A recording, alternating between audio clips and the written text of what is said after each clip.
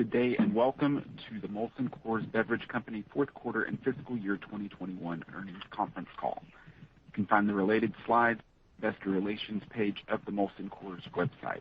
Our speakers today are Gavin Hattersley, President and Chief Executive Officer, and Tracy Joubert, Chief Financial Officer. With that, I'll hand it over to Greg Tierney, Vice President of FP&A and Investor Relations. Thank you, operator, and hello, everyone. Following prepared remarks today from Gavin and Tracy, we will take your questions. To address as many questions as possible, we ask that you limit yourself to one question. If you have more than one question, we will answer your first question and then ask you to re-enter the queue for any additional or follow-ups. If you have technical questions on the quarter, please pick them up with our IR team in the days and weeks that follow. Today's discussion includes forward-looking statements. Actual results or trends could differ materially from our forecasts. For more information, please refer to the risk factors discussed in our most recent filings with the SEC. We assume no obligation to update forward-looking statements. GAAP reconciliations for any non-US GAAP measures are included in our news release. And also, unless otherwise indicated, all financial results the company discusses are versus the comparable prior year period in US dollars and in constant currency when discussing percentage changes from the prior year period. With that, over to you, Gavin. Thanks, Greg. 2021 was a turbulent year all around the world for our industry and for our business. The pandemic raged and receded multiple times, but unfortunately it surged in the last 6 weeks of the year. And with it came government restrictions related to bars and restaurants, most notably in Europe and Canada. That impacted our business, creating a whole host of challenges. And yet through it all, Molson Coors made tremendous progress in each of the pillars of our revitalization. Our two biggest brands each grew net sales revenue in the US, Americas, and globally. An incredible feat given the fact that over the past few years, many folks have been of the belief that this whole segment was on a path of spiraling declines across the US and Canada. We finished the calendar year with a larger global above-premium portfolio than ever before, with our hard seltzer portfolio growing at the fastest rate of any major beverage company in the United States. Very strong hard seltzer growth in Canada and standout beer innovations in the UK, as well as in Central and Eastern Europe. We are moving to scale beyond the beer aisle on the back of the fastest growing energy drink in the United States per IRI, and we continue to invest in our future growth all around the world. Folks, in 2021, Molson Coors grew the top line for the first time in a decade. Top line growth is one of the core goals of our revitalization plan, and a result our company has not been able to deliver in a long time. Yes, we slightly missed our guidance on EBITDA as a result of the impact of the Omicron variant surge in the last 6 weeks of the quarter. But at the same time, we've been very disciplined with cash within the business, improving our leverage ratio faster than we expected, and we chose not to cut the marketing investments that will help ensure the long-term health of our brands and our business. Overall, Molson Coors finished 2021 as a healthier business than we were at the end of 2019. Now, as you recall in our third quarter call, we said that uncertainty as it pertains to potential surges in the coronavirus and or its variants to varying degrees by market could have an impact on our financial performance. And unfortunately, that is exactly what happened. The on-premise in much of EMEA experienced increased restrictions beginning in the middle of the fourth quarter as the Omicron variant surged. In the UK, the Christmas holiday period is one of the most important sales windows of the whole year, and due to government restrictions for pubs and restaurants and more cautious consumer behavior, we fell to below 80% of 2019 net sales revenue. The UK is our third largest global market by net sales revenue, and the on-premise accounted for 65% of our business there in 2021. So as was well established earlier in the pandemic, when that channel is restricted or shut down, it has a meaningful impact on our business, and we felt that in the fourth quarter. But we know from experience over the past 2 years of the pandemic that this has been temporary. When the on-premise channel has reopened and when consumers are comfortable re-entering bars and restaurants, they came right back. And I'm proud to announce that we are ranked number 1 in the UK Advantage Group survey. That is an independent industry-wide survey on how the big on-premise national customers across the UK view brand owners. and the results speak volumes about our hardworking team.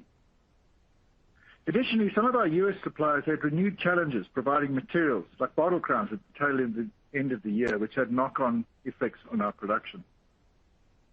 But this has certainly eased in the time since. We've taken matters into our own hands by increasing the number of suppliers we work with to limit these kind of issues going forward. One point I want to make clear, though, is that while pandemic-driven issues with freight availability in the global supply chain continued to challenge us in the fourth quarter, we made significant improvements with our distributor inventory in the U.S. We closed 2021 with about 700,000 more barrels of distributor inventory than we did in 2020. And that progress puts us in a far better inventory position heading into 2022. And in fact, our out-of-stocks for core brands and packs are at their lowest levels since before the pandemic. Today, our top line is growing fast for the first time in 10 years. Our core brands are growing net sales revenue for the first time in years. Our portfolio is premiumizing to levels never before achieved. We are moving to scale beyond beer, and our business is making tangible progress towards achieving the goals of our revitalization plan. We are set up for a strong 2022. Now, I want to dig in a little deeper, starting with our core brands. For the past few years, you've heard us talk about things like segment share and brand health as leading indicators that Coors Light and Miller Lite remain strong foundations of our global business. And today, I'm very happy to tell you that each brand grew net sales revenue in the U.S. in 2021. Coors Light by 4.4% and Miller Lite by 7.6%. We also saw double-digit growth in our on-premise placements for Miller Lite versus last year. In Canada, Coors Light also reported revenue growth in the fourth quarter, while Miller Lite revenue was up double digits for the full year, with acceleration in the fourth quarter. Our portfolio continues to premiumize. Our above-premium net sales revenue has grown over 15% in 2021. The biggest driver of that premiumization was our growth in U.S. hard seltzers. Despite ending the year with only one nationally distributed hard seltzer brand, our portfolio grew triple digits over the course of 2021, and we generated the largest growth rate in this space among any of the major beverage suppliers per ROI. Today, we have two of the top 5 hard seltzer brands in the U.S. with Topo Chico Hard Seltzer and Vizzy, and we see more upside ahead. Of the 10 hard seltzer franchises, Vizzy is the only one that has existed for multiple years and has never lost hard seltzer share in a quarter. In 2022, that success is continuing, with Vizzy growing both industry and hard seltzer share. And while it's still early, we are very optimistic about the national launch of Topo Chico Hard Seltzer. Topo Chico Hard Seltzer has jumped to the 6th fastest turning hard seltzer nationally, and we believe it can become a top 3 hard seltzer in the U.S. Per IRI, Topo Chico Hard Seltzer has improved industry share each week since its national launch. Even in markets where the Topo Chico mineral water is less known, we are seeing strong results. Per IRI, Topo Chico Hard Seltzer alone has already reached a 5 share of hard seltzer in 7 new markets since launch. And we're bringing new packs to the brand with bottles, Margarita Hard Seltzer, and Ranch Water that is already driving results. Our 12-pack of Topo Chico Ranch Water is not only the fastest turning Ranch Water in Texas, it's the fastest turning in the United States. Our hard seltzer progress extends to Canada, where we achieved a 9 share in hard seltzers in less than 9 months. That was driven by both Vizzy and Coors Seltzer, with both brands finishing the year in the top 10 hard seltzer brands in Canada. Above premium beer continues to be a growth driver for us as well. In the U.S., Blue Moon Belgian White grew net sales revenue by high single digits in 2021 and saw double-digit growth in the fourth quarter. Peroni earned double-digit growth in 2021, and our U.S. regional craft portfolio once again outpaced the category. And we are gaining total share of the craft segment in Canada as well, led by the strong performance of Brasseur de Montreal and Food Diable. We also continued to premiumize our EMEA and APAC business. Madrí Excepcional has continued to accelerate as the world beer category grows in the UK and in Ireland. As of today, it's now delivering the 4th highest rate of sale of all draft world lagers per CGA, and in 2021, Prava became the fastest growing premium 4% lager per CGA. We are also bringing an exciting new innovation to market in the U.S. through an expanded agreement with the Coca-Cola Company. Simply Spiked Lemonade will be a full-flavor alcohol beverage inspired by the #1 overall juice brand, a growing billion-dollar brand, and the second largest brand in Coke's portfolio. Simply can already be found in 1 out of every 2 American households, and the brand continues to grow. So we're very excited about this opportunity to shake up the full-flavor alcohol beverage space as more legal-age consumers look for bolder flavor. In 2021, we put teeth behind our talk of becoming a total beverage company. Our Beyond Beer products are performing very well and helping to fuel our emerging growth business, which contributed approximately $800 million to 2021 net sales revenue, taking ahead of our $1 billion annual revenue target by 2023.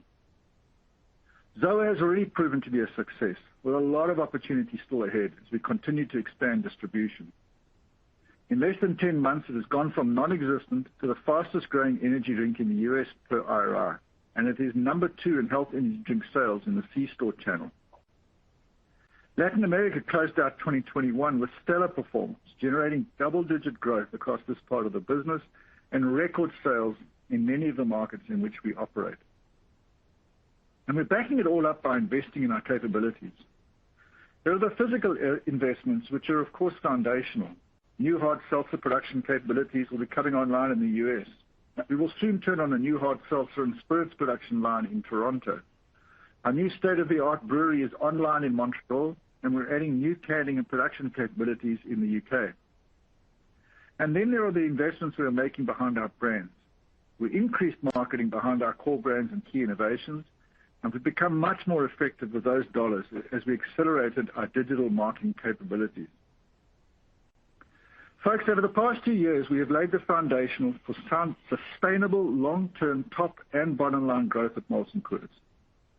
Today, our core power brands are growing dollar sales. Today, more of our portfolio is in the above premium space than ever before. Today, we are moving to scale beyond the beer aisle. Today, we have stronger capabilities to drive future growth. And because of all of that, because of the foundation we have laid over the past 2 years, against great odds and in a historically challenging environment, we can give guidance that in 2022, Molson Coors expects to deliver highest top and bottom line growth in over a decade. We will continue to invest in our business to drive towards sustainable long-term top and bottom line growth. And now to give you greater details on that, I'd like to hand it over to our Chief Financial Officer, Tracy Joubert. Trace? Thank you, Gavin, and hello, everyone. As Gavin highlighted, 2021 was a year of tremendous progress against our revitalization plan. Despite the challenges that we and so many other companies faced, we achieved our top-line guidance of mid-single-digit growth for the year, delivered strong free cash flow, enabling us to further reduce our leverage ratio and return cash to shareholders. We continue to execute our revitalization plan, building a strong foundation for future growth, and we issued fiscal 2022 guidance that underscores that progress. Before I take you through our full year performance and our outlook, I would like to update you on a couple of naming convention changes in our business unit reporting. This does not change our reported results for these segments and was done so the names better reflect the geographies within the segments. As of December 31st, 2021, our reporting segments are the Americas, formerly called North America, and EMEA and APAC, formerly called Europe. Now let's discuss the fourth quarter. We delivered strong top line and EBITDA performance. While we benefited from cycling significant on-premise restrictions in the prior year, we were still impacted by the rapid emergence of the Omicron variant in mid-November, which resulted in overall on-premise softness compared to the third quarter. In December, the U.S. on-premise net sales revenue was approximately 86% of December 2019 net sales revenue, down from third quarter levels of approximately 88%. Canada was approximately 60% of December 2019 net sales revenue, down from third quarter levels of approximately 80%. and the U.K. was below 80% after being close to 100% in the third quarter. Consolidated net sales revenue increased 13.7%, driven by EMEA and APAC growth of 56.5% and Americas growth of 7.1%. Consolidated net sales revenue growth was driven by higher financial volume, positive global net pricing, and favorable brand and channel mix due to premiumization and fewer on-premise restrictions versus the prior year. In fact, consolidated net sales revenue increased 4.3% compared to 2019. Consolidated financial volumes increased 7.4% as we rebuilt U.S. domestic inventories and grew brand volumes 2.3%, driven by EMEA and APAC, Canada, and Latin America. This was partially offset by lower U.S. economy brand volumes as a result of our economy SKU and rationalization program. In the U.S., we grew net sales revenue 6.3%, with domestic shipments up 3.3%, reflecting our efforts to build distributor inventories for the supply disruptions in 2021. U.S. brand volumes declined 3.8%, but this was driven entirely by the economy portfolio, which was down double digits, while our premium portfolio grew low single digits and the above premium portfolio was up double digits for the quarter. Canada, our net sales revenue increased 9.9% on strong brand volume growth of 6%, while Latin America net sales revenue increased 15.9% on brand volume growth of 12.4%. EMEA and APAC net sales revenue grew 56.5%, driven largely by Western Europe, but also growth in Central and Eastern Europe. Strength in our core brands and new innovations like Madrí led to double-digit growth in above premium and premium volumes, partially offset by double-digit declines in economy. Net sales per hectoliter on a brand volume basis increased 3.8%, driven by global net pricing growth and positive brand and channel mix, with premiumization delivered across both business units. Underlying costs per hectoliter increased 5.2%, driven by cost inflation, including higher input and transportation costs and mixed impacts from premiumization. So we benefited from volume leverage due to higher production volumes and continued progress on our cost savings program. Underlying MG&A in the quarter increased 2.4% as we continue to invest behind our core brands and innovations across both business units, while G&A was flat. As planned, we increased marketing investments in the quarter to levels above the fourth quarters in both 2020 and 2019, providing strong commercial support behind our brands as in 2022. As a result of these factors, underlying EBITDA increased 21.9%. Now, recapping the full year, consolidated net sales revenue increased 4.7%, with Americas up 2% and EMEA and APAC up 19.6%. Top-line growth was driven by global net pricing, favorable brand and channel mix from premiumization and fewer on-premise restrictions, and EMEA and APAC volume growth. This was partially offset by lower financial volumes in Americas. Consolidated financial volumes declined 0.5%, while brand volumes declined 1.7%.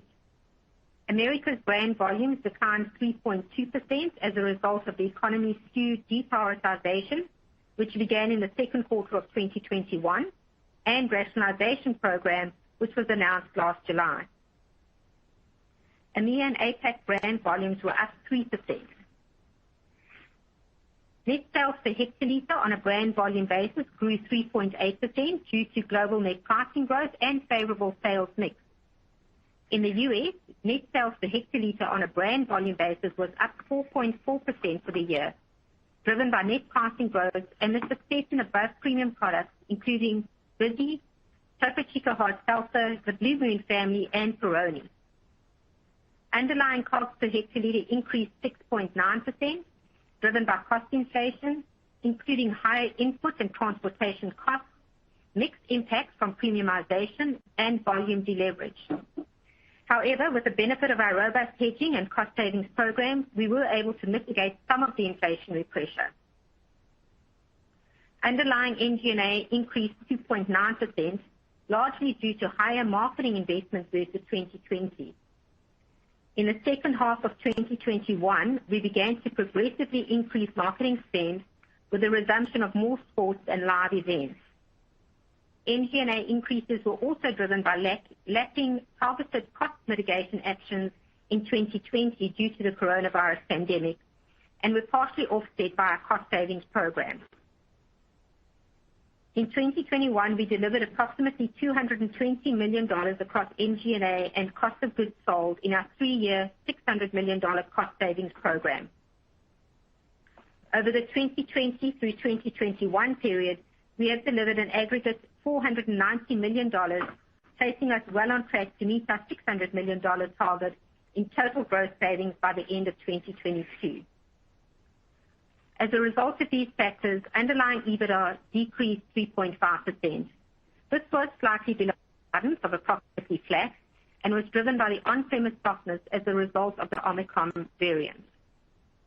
However, underlying net income before income taxes was approximately flat for the year as a result of lower interest and depreciation.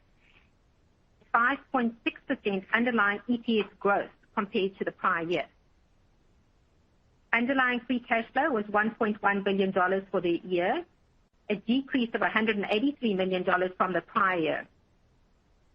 This decline can be wholly attributed to the repayment of approximately $100 million of taxes related to various government-sponsored deferral programs related to the pandemic, which benefited the prior year free cash flow by $150 million, creating a negative swing factor of about $250 million on our 2021 free cash flow. Excluding these changes, net working capital movements were favorable to the prior year. Capital expenditures paid were $523 million a year, down from $575 million in 2020, and focused on expanding our production capacity and capability programs, such as the previously announced Golden Brewery modernization project, our new Montreal brewery, which opened during the fourth quarter, and expanding our hard seltzer capacity in Canada and the UK. We have continued to make great progress strengthening the balance sheet and improving our financial flexibility. We reduced our net debt by nearly $1 billion in 2021, and our trailing 12-month net debt to underlying EBITDA ratio to 3.14 times, better than our guidance of approximately 3.25 times, and down from 3.5 times as of the end of December 2020, and down substantially from 4.8 times in 2016 at the time of the MillerCoors acquisition. We ended the year with strong borrowing capacity, with no borrowings outstanding on our $1.5 billion U.S. revolving credit facility.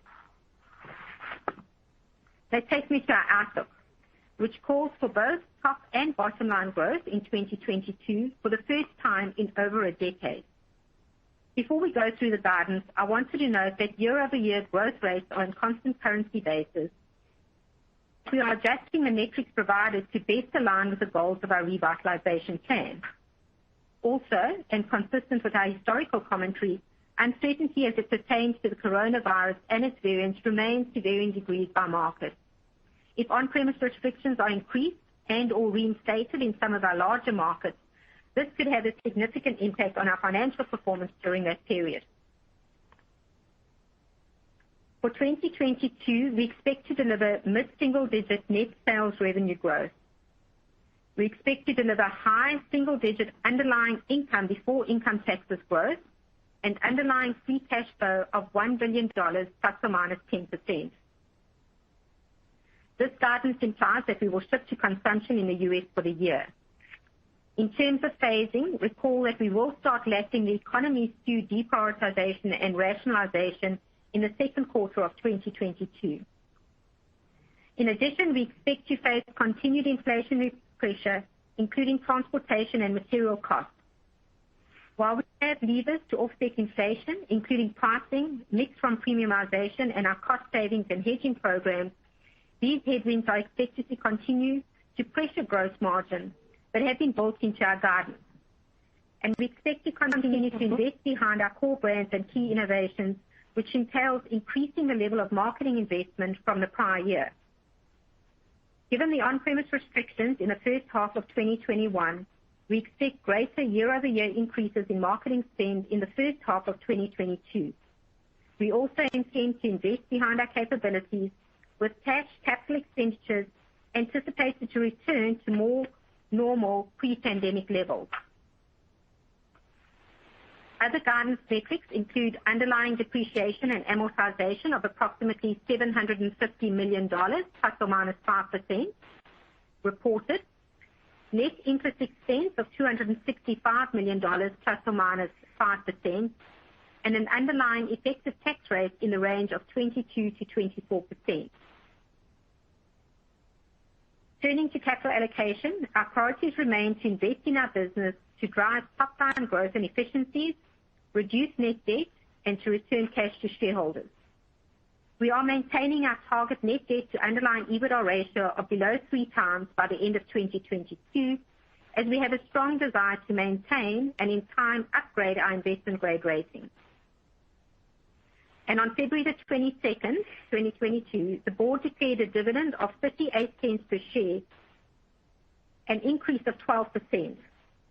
Also on February the 17th, 2022, the board of directors approved a share repurchase program authorizing the company to purchase up to an aggregate of $200 million of our company's Class B common stock through March the 31st, 2026, with repurchases primarily intended to offset annual employee equity award grants. In closing, 2021 was a volatile year, but it did not deter us from executing our plan. The progress we have made has laid a strong foundation to achieve our goals of sustainable long-term top and bottom line growth, and our 2022 guidance demonstrates our confidence we are on the right path. And with that, we look forward to answering your questions. Operator? We will now begin the Q&A portion of the call. If you would like to ask a question during this time, simply press star followed by 1 on your telephone keypad. If you would like to withdraw your question, press star followed by 2. In consideration of others and to allow more of you to participate in this call, we ask that you limit yourself to 1 question. If you have additional questions or follow-ups, please rejoin the queue. We will now pause to compile the Q&A roster.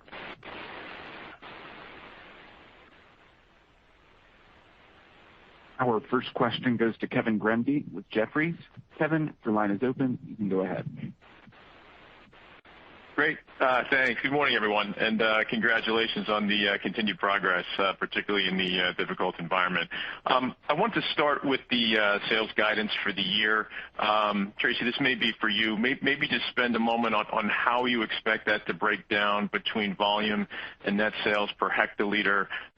Within net sales per hectoliter, maybe just comment broadly on the contribution you're hoping for between price and mix, particularly from a pricing perspective, given the difficult input cost environment.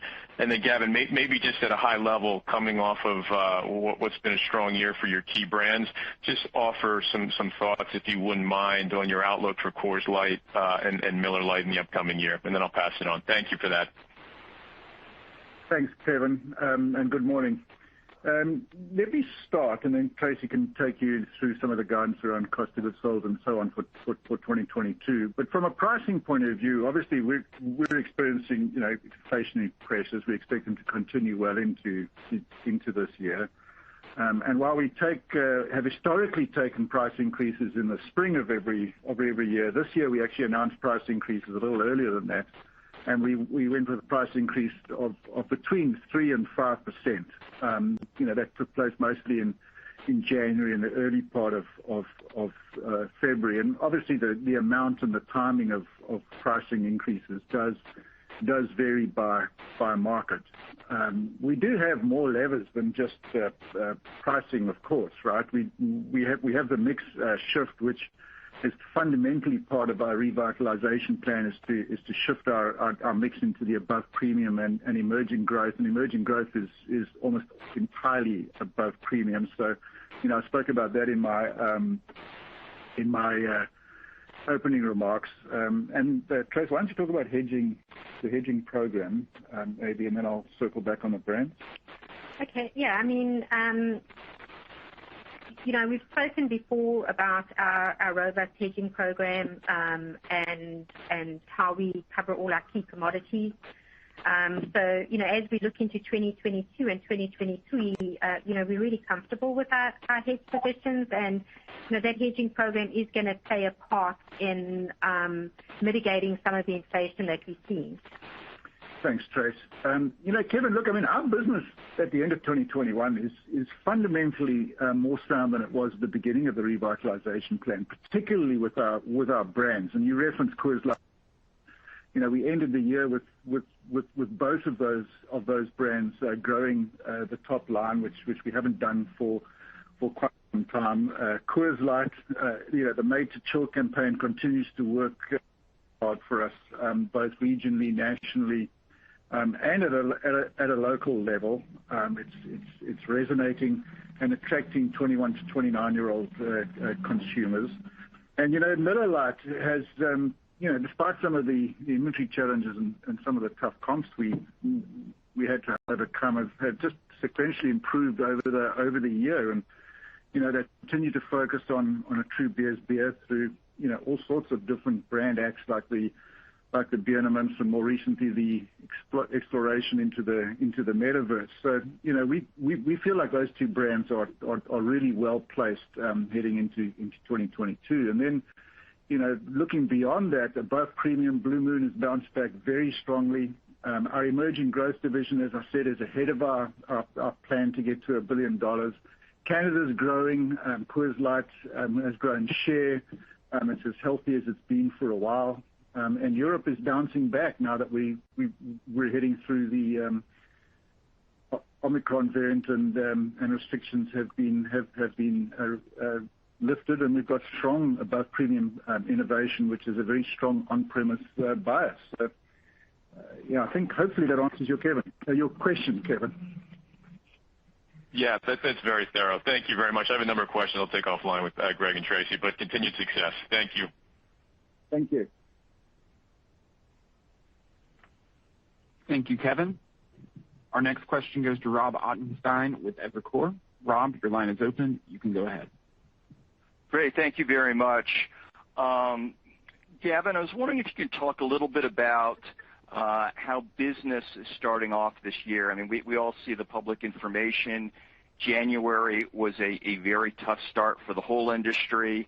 How much of that do you think is the, maybe sticker shock from price increases, Omicron, the weather, maybe people had a lot of beer in their pantries, given that, a lot of holiday parties may have gotten canceled.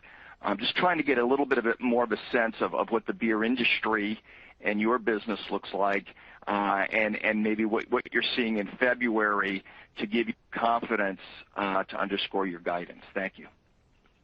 Thanks, Rob. Look, I'm not going to repeat what I said to Kevin as far as our overall brands are concerned, but if you look to January, the data that's publicly available will say that the whole industry, it wasn't the easiest of months. I don't think pricing's got anything to do with it, because the pricing increases came in the month and even into February to impact January trends. So I don't think it's got anything to do with it. And frankly, the price increases, as I just said, for us, 3 to 5%, well lower than inflation rates, which are sticking in the consumer's minds. I'd point a finger squarely at the second point you raised there, which is Omicron, right? Consumers were resistant to going out into the on-premise December and into January. And as we've got further into January and now into February, we've seen the consumers come back to the on-premise, particularly in our European businesses where restrictions have been largely lifted, but also in the United States and to a lesser degree in Canada. So, I'm going to point the finger squarely at Omicron, Rob. And so I guess tied to that, it would be your sense you're not expecting much in the way of demand elasticity on the price increases, maybe less than historical?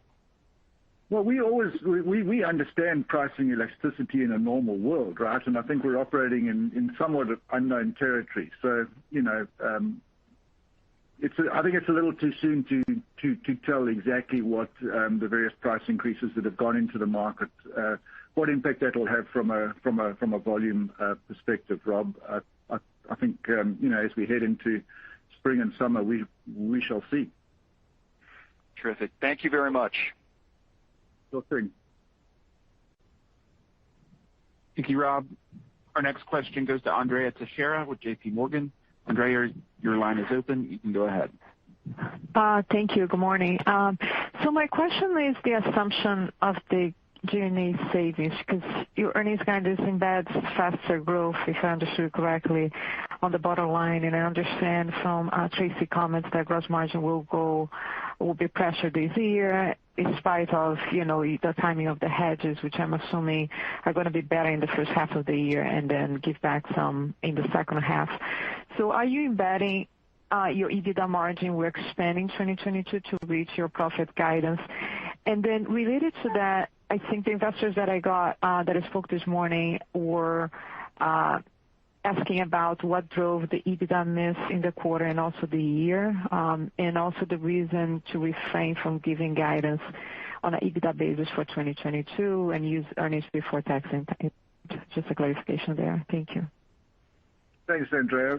I think, Trace, why don't you take all those? Okay. So first of all, I think you asked about the margin expansion. So look at our mid-single digit top line and high single digit income before tax line. There's a couple of things that need to be considered. So first of all, you're right. I mean, we are seeing an inflationary environment. We expect to see inflation continue on commodities and packaging materials, and we also expect the freight market to remain tight. So that will create a COGS headwind. But to mitigate that, we have a very robust hedging program, as you mentioned.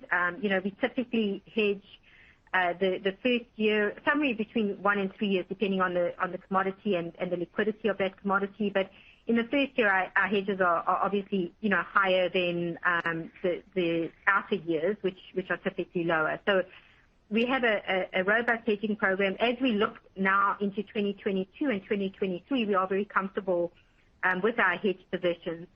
In addition to that, we've got the cost savings program. This is part of that $600 million program. We've already delivered $490 million of that. We've got items like the new state-of-the-art, more efficient breweries in Canada that we spoke about that have come online. So that's certainly going to help from a cost point of view. We've got the continued premiumization of our portfolio, which is really all about what the revitalization plan is driving. We obviously have spoken a little bit about and then this year we have a full year of contribution of our equity income from our Yuengling joint venture. So we've got a couple of those items that'll play out in 2022. But having said that, we're going to continue to invest in our business and behind our brands, as you saw in Q4 of 2021. So in terms of EBITDA, the Q4, so we did reaffirm our guidance at the end of October based on the plans that we had in place, and more importantly, what we were seeing in terms of very strong on-premise performance during Q3 and going into Q4. We stated on the call at that time that if restrictions were reinstated in some of our larger markets, it would have a significant impact on our financial performance over the next few months. And we saw that with the Omicron reemergence in mid-November, and we saw a return to both government-imposed restrictions as well as changes to consumer behavior. And that impacted our on-premise performance in all our markets, but particularly in the UK, where we've spoken about just what a big part of our business the on-premise is. But having said that, we still hit our mid-single-digit top line, and we continue to invest in our brands. So that was important to us. We did not pull back on the investment, which sort of helps us set up 2022 a strong foundation. So that was really the Q4, and then the guidance in terms of EBITDA. So what we have done is we have given metrics which we believe best align with our revitalization plan goals of driving both top and bottom line growth. We've added, in addition to the net income before tax, we've added the depreciation and amortization, which we normally give. We've given net interest, and we've given the effective tax rate, as well as a free cash flow and leverage target ratio. So, if you add those back, you will get back to the EBITDA range. So we just believe that this is, better guidance in terms of our revitalization plan. Thanks, Trace. Thank you. Thank you, Andrea. Our next question goes to Bill Kirk with MKM Partners. Bill, your line is open. You can go ahead.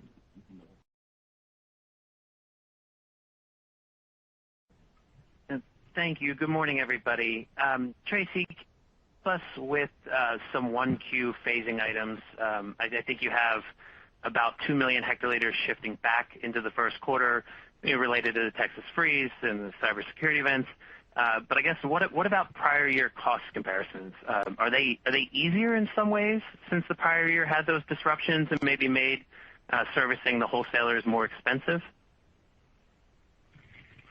Yeah. So, we don't specifically give quarter by quarter guidance, but maybe some of the things just to think about is, from a marketing point of view, marketing will be higher in the first half of the year as we cycle some of the on-premise shutdowns and things like that. So we are expecting our full year marketing in 2022 to be higher than 2021, but really more so in the first half. In terms of other COGS, obviously we're still going to be impacted by inflation, as I've said. But, some of the other things to consider is, assuming that we don't see levels of on-premise restrictions in the first half of 2022, we'll expect to see some benefit from volume leverage, particularly in our EMEA and APAC business. We'll also expect to see both channel and geographic mix benefits as we cycle the first half restrictions in EMEA and APAC, which, have a lower overall cost per hectoliter. COGS per hectoliter. And then again, I just do want to mention our robust hedging program where we cover all commodities and we're really comfortable with, where we're sitting. Obviously, we've also got our cost savings program, which will deliver as well. So I'd say those are some of the things to consider for at least the first half of this year. And the only other thing I'd add to that, Bill, is the other side of some of that positive which you mentioned, which is the Texas storm and the cybersecurity attack, is obviously our economy SKU reduction and rationalization, right? So we'll still have the headwind of that, particularly in the first quarter, and then for a chunk of the second quarter. So that'll be a negative from a volume perspective. But if you recall, in the fourth quarter, we actually all of our volume loss in the fourth quarter in the U.S. was driven by economy, as premium lights grew, as did above premium as well. And of course we came into the year with robust inventory, so we're not expecting any meaningful out of stocks. And I think, as I said in my opening remarks, we're actually operating at levels lower than pre-pandemic at the moment, which obviously we're very pleased about, and I'm sure our distributors are too. Thank you, Gavin. And as a follow-up there, I think you mentioned Topo Chico the hard seltzer was the number 2 turning hard seltzer. Retailers are finishing up their spring shelf resets right now. Did they respond the way you wanted to with Topo Chico here with their resets, given those velocity stats? Yes, they did. We've got our national rollout of Topo Chico has been very well received by both big and small retailers. Okay, thank you. Thank you. Thank you, Bill. Our next question goes to Steve Powers with Deutsche Bank. Steve, your line is open. You can go ahead. Yes. Hey, thank you very much. A couple of follow-ups on things, I guess mostly for Tracy, that we've covered before. On the hedging program, I guess, are you able to be any more specific around where you think your COGS per hectoliter, I guess what your outlook is for the coming year, but before any productivity offsets? I think the spot market would indicate potentially double-digit type inflation. It sounds like you're going well below that. I'm just trying to get a sense for order of magnitude and how much inflation may be deferred into 23. That's question number kind of one. And then two, I know I'm supposed to only have one, but if you can humor me. On the second one, on EBITDA, just the remove away from explicit EBITDA guidance. I think all the piece parts that you gave us, do allow us to back into EBITDA, but I think it results in a wider range than you might typically, land on. So is that intentional? Should we be thinking kind of the midpoint of all those things, low single digit type EBITDA increase, or are you intentionally leaving a little bit wider? So thank you for both those. That's both for you, Trace. Yeah. So let me try that. So, Steve, look, we didn't give COGS per hectoliter guidance, but it is built into our bottom line guidance. So, the high single digits net income or income before tax guidance. So it is built in there. Some of the things maybe that can just help put a bit of color around our COGS outlook is, as I said previously, we'll continue to be impacted by inflation on our commodities and our packaging materials in particular. And we do expect the freight market to remain tight.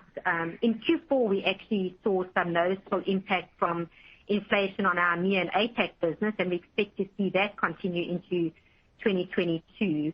But inflation is just one component of our COGS charge, and maybe a couple of additional items just to consider to add some color. So again, assuming we don't see the similar levels of on-premise restrictions as we saw in the first half of 2021, we do expect to see some benefits, particularly in EMEA and APAC business around volume leverage.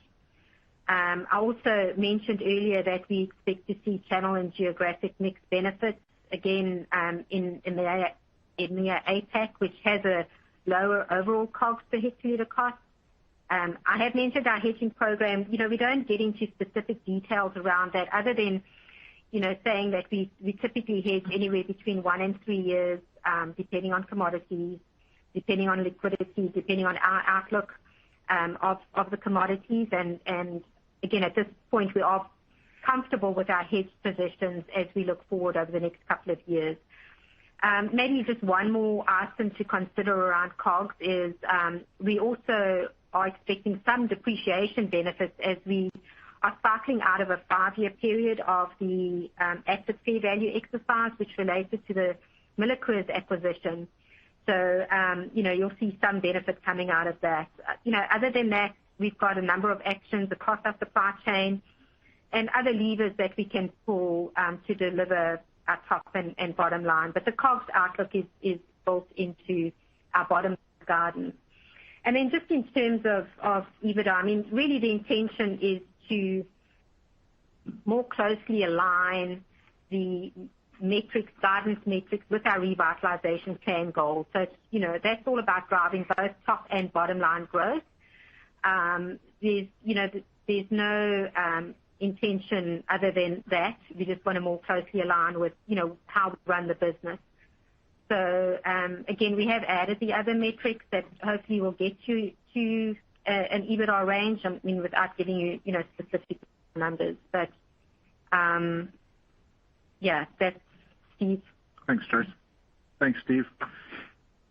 Thank you. Thank you.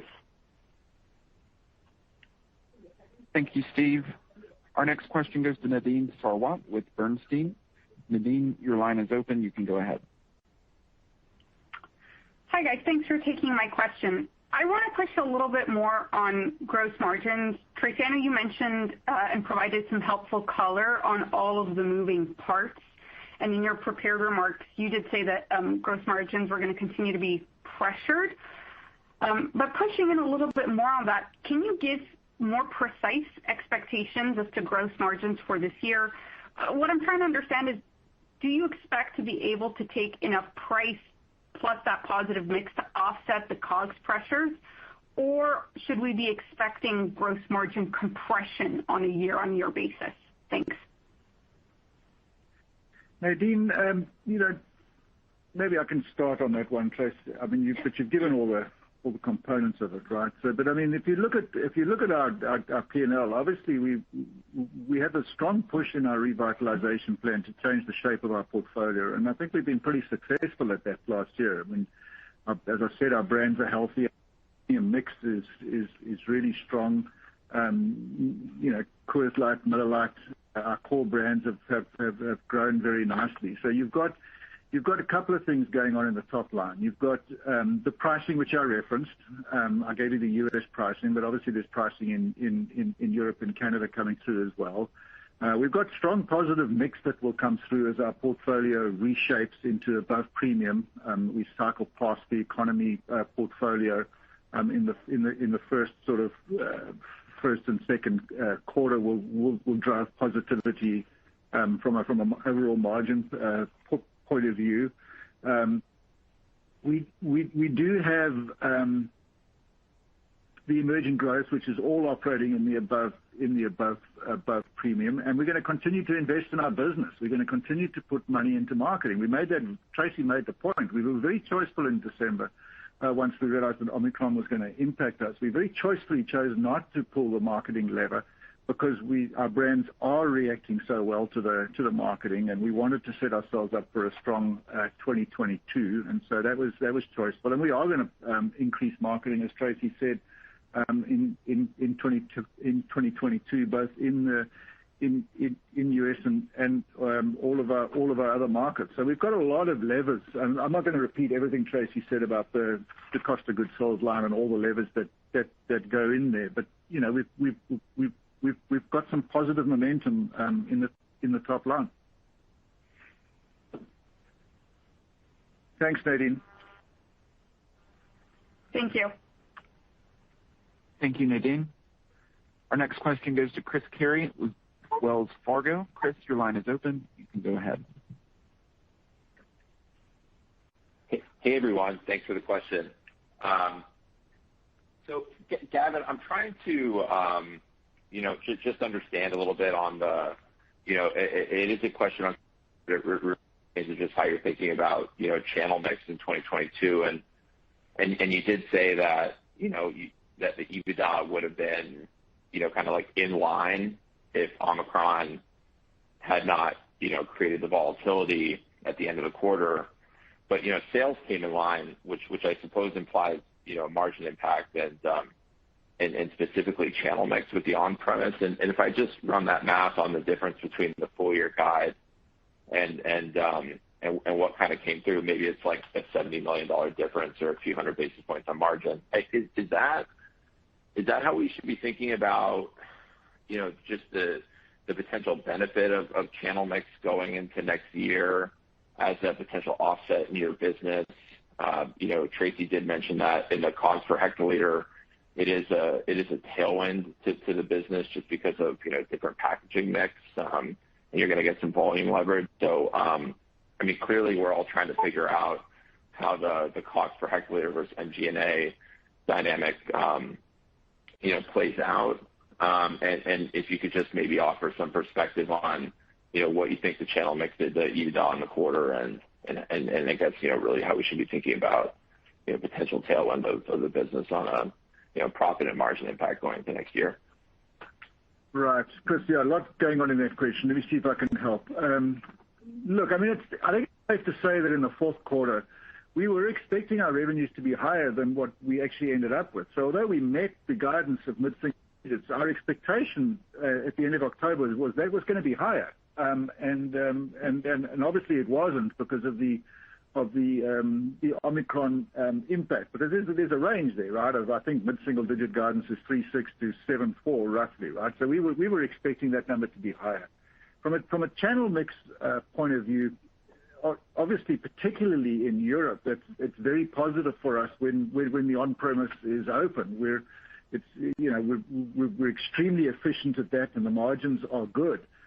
In the U.S., the margins are also good in the on-premise for us, mostly because we skew higher on the above premium portfolio than we do on economy, for example. I mean, brands like Blue Moon, Peroni, Pilsner Urquell in the U.S. are all higher margin, higher revenue brands. So when the on-premise is open, we benefit from that. And Miller Lite and Coors Light also disproportionately over-index versus some of the lower margin brands in the on-premise. And you have the same impact in Canada, and you have the same impact in Europe. So when the on-premise runs into some challenges, obviously that's mixed negative for us everywhere, but particularly in Europe. As we head into this is the sort of 2022. Obviously, we've got some tailwinds behind us. I mean, the first quarter we had the well-publicized challenges of the Texas storms and the cybersecurity attack. And in Europe, as I recall, in the first quarter last year, we were pretty much shut down in the on-premise for I think the whole first quarter, which obviously we don't have. Well, we did in a little bit in January, but certainly I think as of either this Monday or last Monday, they've pretty much opened up the UK completely, which will obviously be positive for us. So we've got some positive tailwinds behind us from that perspective, and they happen to be positive tailwinds from a channel point of view because that we make more margin there. And then of course we've got the negative headwind of cycling the economy portfolio change, which we've got 4 or 5 months left of, starting on the 1st of January. But from a margin point of view, that's actually very positive for us. So hopefully that's helpful, Chris. Yes. Thanks, Gavin.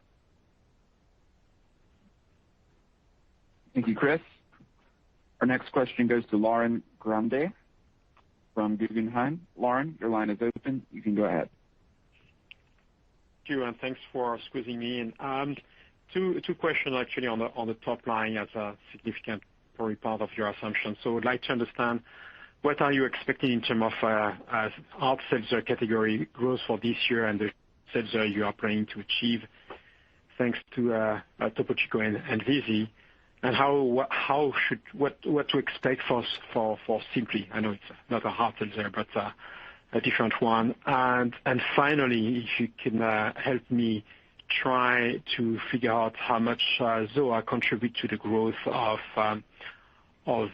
your emerging growth division. Thank you.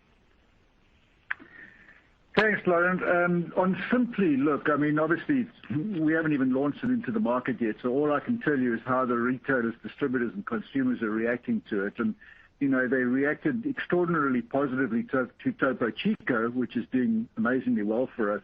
The reaction to Simply has been even stronger than that. The number of households that have Simply in them, 1 in 2 households in America. It's a very well-known brand. So if we just go by reaction that we've had from retailers, distributors, and from consumers, we're going to get more than our fair share of shelf space in the sort of above, more flavorful area, which is probably where we've lagged a little bit this year. We're tapping into a new segment of flavor for us, and so.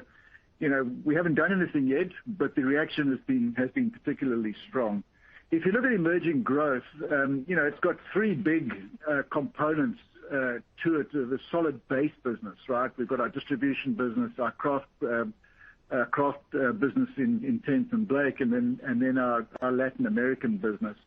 Latin America contributed, as I said in our opening remarks, really strongly. But non-alc, which comprises ZOA and La Colombe, to all intents and purposes, we're coming off a zero base of revenue coming into 2021. So a good chunk of the growth that we've experienced in emerging growth has come from non-alc, which is ZOA and La Colombe, Lauren. I'm not going to break out by brand what that is, but you can assume that big contributors to that growth were Latin America and our non-alc businesses. I think those were the two biggest drivers of us being ahead of plan.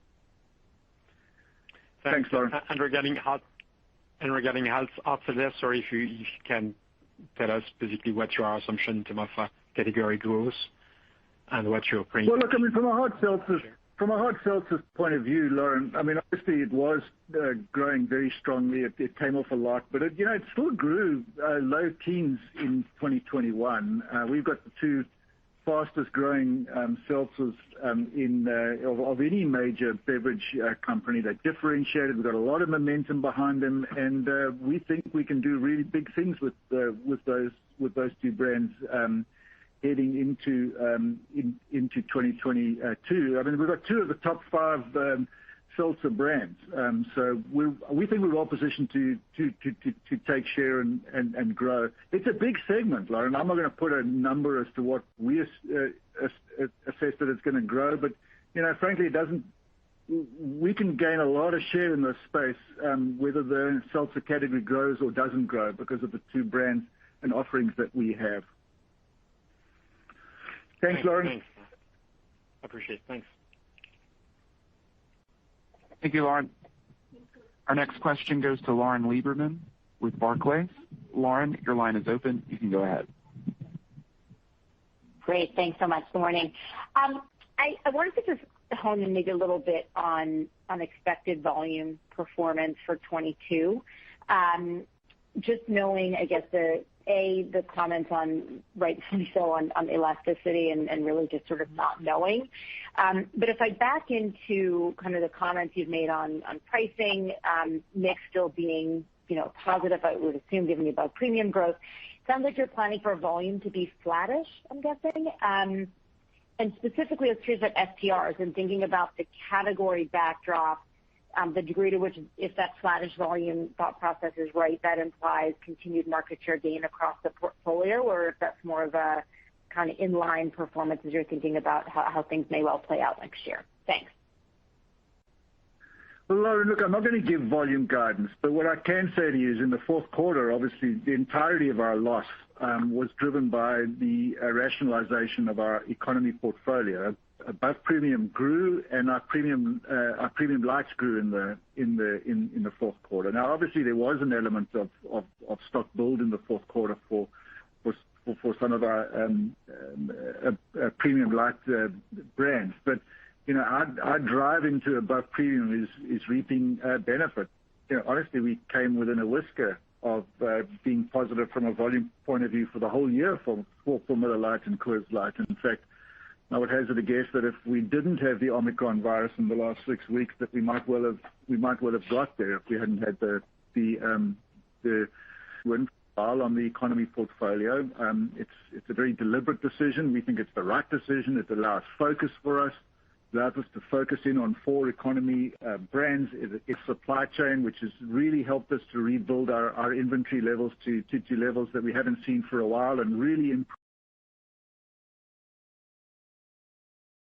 the service to our distributors on the brands that really matter, which is Miller Lite, Coors Light, and our above premium portfolio. So, absent another variant in 2022, we think we're well placed from an overall portfolio point of view.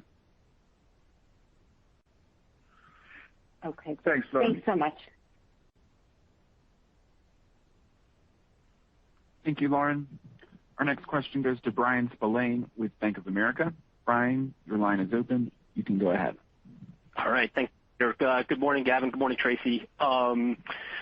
Just one question, and Tracy, you touched on this a little bit, I think, in the prepared remarks. Just can you give us an update on where we stand now in terms of the progress on the investments that you've made in the brewing, in your brewing facilities? So, I think you referenced Montreal. There's an upgrade going on in Golden. There's the seltzer capacity. Just kind of where we stand on those projects, and maybe the contribution that we're getting from, cost savings related to that. And then if you could just, give us a perspective on what it implies for capital spending for 2022, and then maybe just are we in the right range, in this mid-500s as an ongoing CapEx? I think that was for you, Tracy. Yeah. Okay. If we just start with our Canadian brewery, so our new Montreal brewery, state-of-the-art brewery that we're building just outside of Montreal, that actually came online at the end of last year. We still have some IT projects around bringing, the Canadian business onto our US ERP system. So, that's going to continue at least into this year, maybe a little bit more into the early part of next year. And then we've got the transformation and the modernization of our Golden Brewery. That's a multi-year project. So that's still ongoing. The investment in our hard seltzer capabilities. So, we're putting in capabilities in Canada and the UK. So that'll be this year and next year. That's big projects. And then also our packaging upgrade projects that relate to sustainability of our packaging, et cetera. That's ongoing. So I'd say those are the three big projects. Now, we haven't given specific CapEx guidance, but what we do expect is our CapEx to return to more historical levels. So if you have a look at, around 2019 type of spend, you can expect that for this year. Okay, that's really helpful. And just Tracy, if you could I guess if you could just give us a sense of just how much incremental savings or productivity efficiencies, just like how much more we could expect incremental from here. Yeah, I'll just refer you to our cost savings program. So right at the beginning of revitalization, we spoke about $450 million of cost savings, primarily related to the COGS line. So that would include, the Montreal brewery, some of those types of efficiencies that we put in place. And then the $150 million of the revitalization program was primarily around, the G&A areas. So, we've $490 million of that 600. So, the balance will be delivered this year. And again, the majority of that would be related to the COGS line. So, I'm not sure that I can say much more than that other than, it is included in that cost savings number. The only other thing I'd add to that, Brian, is obviously we have been pretty clear, open about the fact that as we bring seltzers into our own facilities, so the margin impact is very positive for us, right? And we started bringing Vizzy in last year into Fort Worth, and we'll bring Topo Chico in 2022, and in Canada we'll bring those in house, and we'll do the same in the UK, and that's very positive from a margin point of view.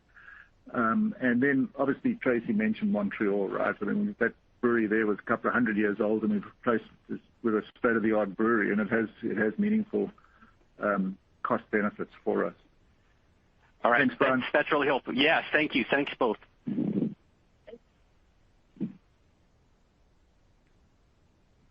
Thank you, Brian. Our next question goes to Dara Mohsenian with Morgan Stanley. Dara, your line is open. You can go ahead. Hi, this is actually Eric Sirota in for Dara. Good morning. Our main question is I want to circle back on with shelf space. Seemingly, potentially a lot of shelf space up for grabs if the expected trimming in marginal hard seltzer SKUs happens. Just thinking about that in terms of opportunities for Molson Coors, what you're looking at in terms of shelf space position.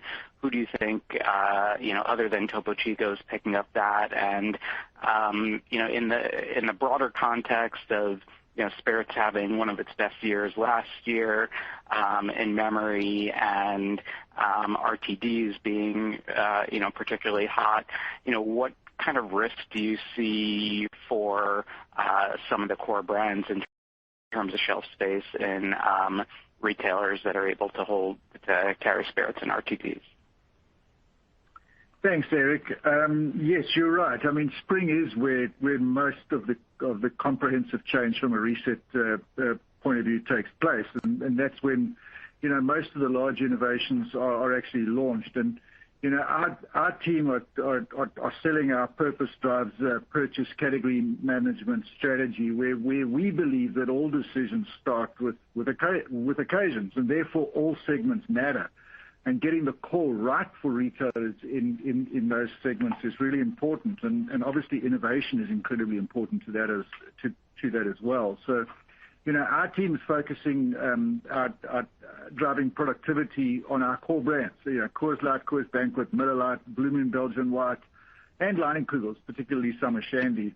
And at the same time, they're selling what I think is one of the most focused and exciting innovation pipelines that we've had in years with Topo Chico Hard Seltzer and Vizzy Mimosa and Topo Chico Margarita and Simply Spiked and Blue Moon Light Sky Tropical Wheat. And that it's really focused and exciting. And with that strong performance in our core, which we're experiencing, as well as the innovation we bring, we're expecting to see expanded shelf space for our business in the spring, and that's what we're striving towards.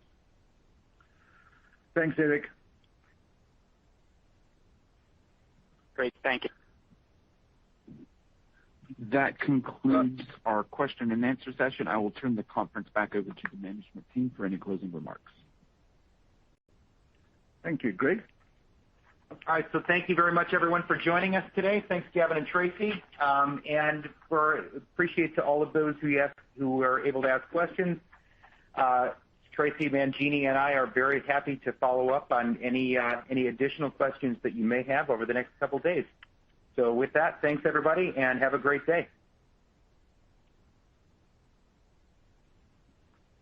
That concludes today's call. Thank you for your participation. You can now disconnect your line.